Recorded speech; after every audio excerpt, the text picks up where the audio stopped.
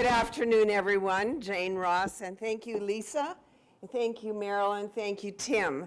And thank you, everyone, for being here and for joining us in this absolutely amazing journey of patient-oriented research and getting patients involved in research. And it's not every day that one gets opportunity to tell one story, and it's certainly not every day that I get asked to tell my story, but that's exactly what I was asked to do today, is tell my story from the patient perspective of what it's like to be involved in this unit or on these units. And I will try to touch on the how, when, where, how, why, and what from my perspective to the best I can within this little bit of time that we have here together. And I want you to know at the outset that everything that these professional people have said about the impetus and the diligence and the care with which we have learned to work together is really true. And I have said out in my area, and no, I'm not talking about Banff or Jasper or Edmonton or Calgary, my area is rural. And I like to say I'm rural and cosmopolitan in that order. So, and I don't have any of these things, pictures of little guys sitting on piers or whatever, or rocks, but you're going to have to use your imagination. I know that Marilyn likes stories, and so you're going to be part of this story thing. So if you would imagine with me my setting, I will tell you just, first of all, where I work and do this patient stuff that I try to do, which is becoming easier as we learn to apply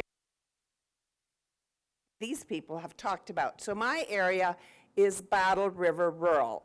Imagine Battle Lake west of Pigeon Lake. Do you know where it is, anybody? All the way to the border and to Battleford. So a nice plain, rivers, a river runs through, highways run through, indigenous communities, settler communities, and all the other new immigrants that work and live within that area. So, no, it's not every day I get asked to tell my story, and as you heard in the introduction to me, I did have a background in research, and I still continue to do it in my own way. But I want you to know that when I was a young health professional in the early 60s, I was really believing that the knowledge of patients and where they were coming from, who they were, their backgrounds, was really the way to go about things. I felt that in my heart. I felt that it was the way to be effective, the way to provide better care, the way to obtain better results. And at that time, we didn't talk about results orientation. We didn't talk about outcomes analysis, things like that. But in my brain, and in my experience, that's the way I was made, and that's the way I thought was the way to go. And if any of you are as aged as I am, you will know that in the 60s, it wasn't so easy, was it? You started talking that way, and sometimes you got the resistance movement. And I thought, and I'm asking you this question, have you ever considered or found yourself in the position where your own logic is not the shared logic in the room or in the system or whatever? Well, I've had lots of that in my experience, both as a patient and as a researcher and as a teacher and whatever else I've done. But in the context of this conference, what I hope to do for Diane, who asked me to do this, and with you, is to explore a little bit of being the patient and get a little bit up close and personal to what that has meant in my life without going into the whole shebang of it, and to indicate how what Lisa and Marilyn and Tim and all of those who are doing the certifications and so on, why it's so important what they're doing. As a young professional, and also later on, I often observed that the health research that was done seemed distant, seemed remote, and often within the domain of a select few. And although my mind was very curious and really wanted to be engaged, finding the support for that kind of approach wasn't so readily available. And that's why I am so very thankful to the precursor of Alberta Innovates, Alberta Heritage Foundation for Medical Research, the director at that time, Dr. Lionel McLeod, who listened to my little story and how I wanted to do things and how I wanted to do research. And he said that he would support me within that organization to do my doctorate, which was a wonderful thing. And when I came back, he said to me, and I was a new doctorate holder, he said, well, Jane, now that you've studied this stuff, what would you do if we gave you $3 million to start implementing it? And I really didn't know the answer to that. But I did hitch myself to a wagon or two of people with like-mindedness, and we started to, I think it makes some difference. Earlier on, we didn't have the advent of plain language, and the international plain language movement started right here in Edmonton, just across the river, with Christine Mowat. And that's one of the things I've seen as a patient, as we've worked together, that we are starting to shun the stuff that's remote and not very communicative. And I'm really happy to see that some of the journal publications now are starting to have a plain language summary, and I hope I can refer to that a bit later on. And the thing that was the most troubling to me, and I think that 2019, for some of you, may not be so different. Sometimes I felt that research was being done more for the benefit of the research team and their career development than for patients, thereby passing crucial knowledge and indicators that could bring better results, more satisfying experiences all the way around, and impact on cost, impact on satisfaction and confidence. And those early experiences really got me thinking about how things could be done differently. One of the things that I did, not to answer Dr. McLeod directly, but I was invited to be part of an international working group research team that was working with research from the children's perspective. And it was greatly encouraging for me to be part of having that body of work launched and actually make a difference, have impact. We were invited to present our little pioneering work at the UN Summit for Children that was launched in combination with Children's Rights for Children in 1990. But getting on to me as a patient and the patient experience and why I am such an advocate, and if you want to use the language of AbSPORU and PPAC, why I'm such an ambassador for this patient-oriented research. During supper on August the 4th, 1994, and I've never talked about this in a public position before, I think we want to present ourselves as healthy and well, and I am that. But I want you to know that I have been very close to transversing that part of life that is in the here and now and to the hereafter, or wherever that is. And it was a few people in the health system, and not always health professionals, that helped me find my way back. 1994, I had a pain attack that sent me from my supper table onto the floor writhing. And I knew what it was because I'd had little episodes before, but nothing of this particular huge impact. And a few days earlier, my husband and I had been driving along to Edmonton, and I had said to Jack, my husband, I said, I think we should talk about what if I should die. And I felt really very healthy at the point, had no idea what was just around the corner on a journey for me. And that night, I landed on the floor, just catapulted on the floor with this pain attack.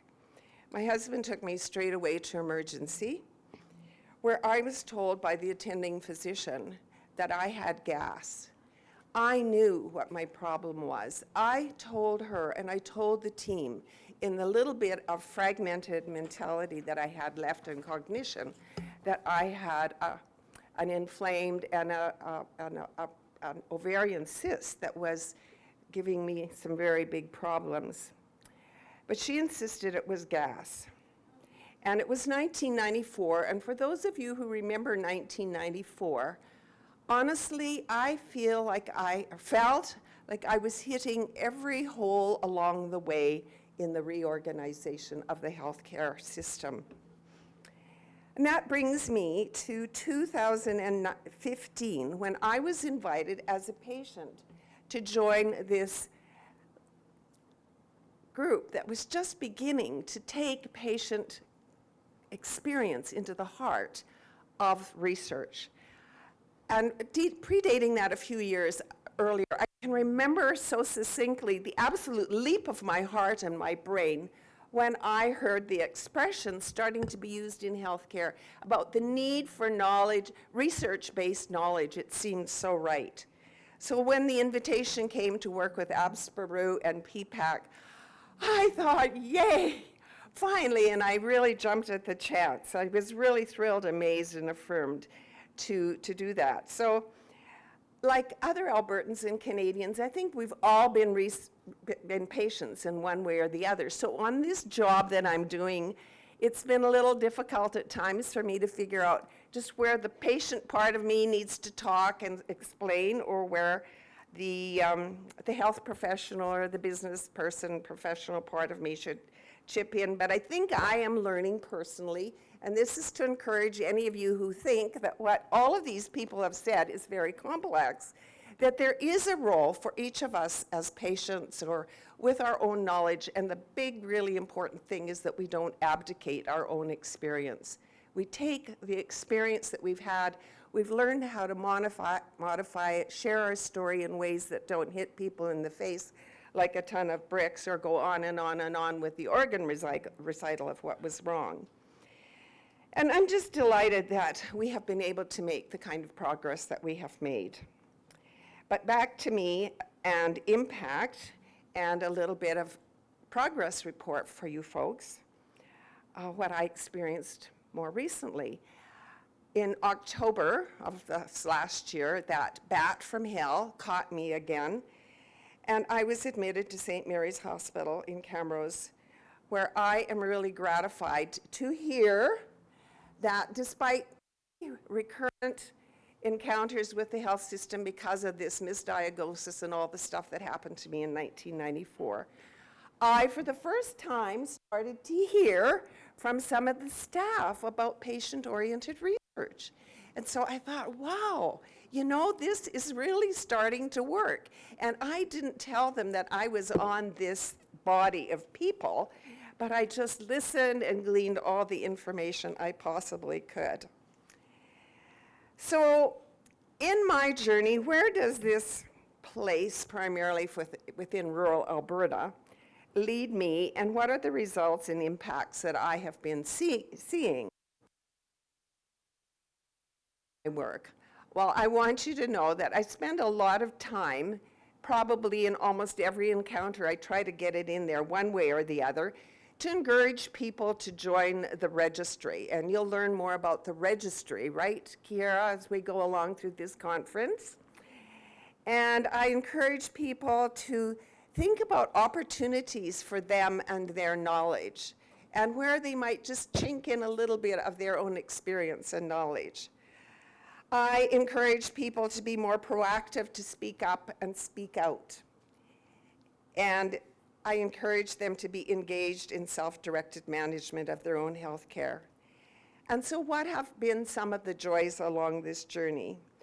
The joys have been working with other committed people, seeing positive changes and success, and knowing that in Southern Alberta there is now, we learned last year at the conference, a health center that was started by patients, and we're seeing patients involved in publishing some of the health-based research that they're doing.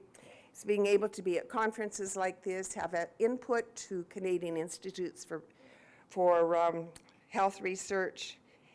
And as a patient, encouraging staff when I am a patient in the real patient sense, and to continue this journey to patient-oriented health research. It's a long one, and it's strewn with as many stories and episodes as there are people. It's hard. I don't find it particularly easy. I still find a lot of resistance out there, Kathy, like we were talking earlier. But I believe it's really worthwhile, and in the spirit and the words of the Indigenous people of my region with whom I work very closely, we have a word that is Wakotawin. It means working together as neighbors in a spirit of kindredness, kinshipness. And I know that as we do that, we really will get where we're going with this patient-oriented research. So all the best to each one of you on your journey, whether you're a patient or a professional or a mixture of both. Thank you.